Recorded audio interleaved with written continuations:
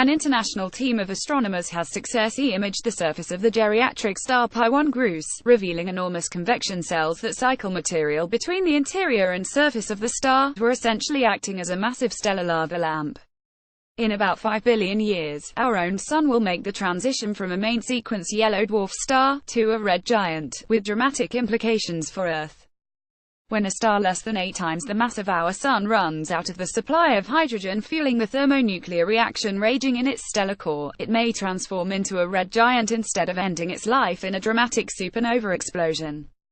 At first, the hydrogen-depleted star would shrink in on itself, but not for long. The shrinking process superheats the star to around 100 million degrees, which in turn causes it to fuse helium reserves into heavier atoms such as oxygen. The outer layers of the star are then expelled from the superhot core, resulting in a stellar body that is hundreds of times its original size.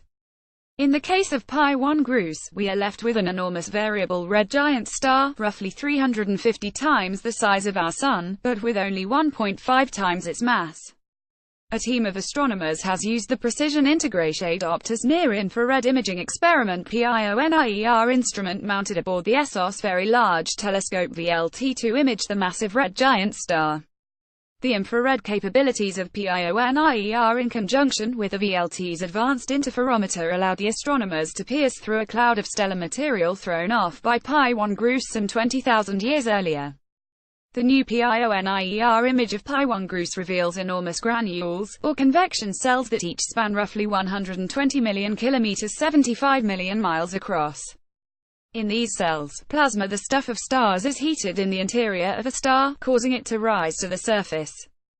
Material that has been on or near the surface of the star for some time gradually cools relative to the upcoming material, causing it to slide down closer to the core, where it is once again heated, with the process beginning anew. To put the sheer size of Pi-1 Grus convection cells in context, our Sun has roughly 2 million cells, each of which is a relatively measly 1,500 kilometers 932 miles across.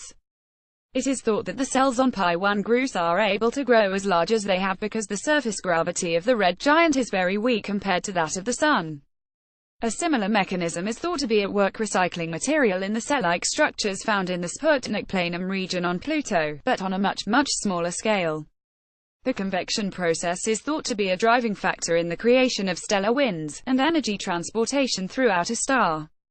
Perhaps the most interesting aspect of these new observations is their implications for the future of our own solar system. Roughly 5 billion years in the future, the Sun will make its own transformation, and become a red giant much like Pi-1 Grus. At this point, it is possible that the innermost planets of our solar system, Mercury, Venus, and Earth, could be swallowed by our encroaching star. Alternatively, Earth's orbit could shift outward, allowing the planet to survive. These stars end their lives as stunning planetary nebulae, which enrich the next generation of stars with heavier elements, encouraging stellar evolution in our Milky Way. A paper detailing the convection cell observations has been published in the journal Nature. The video below zooms in on Pi-1 Grus from the perspective of Earth. View Gallery 2 images.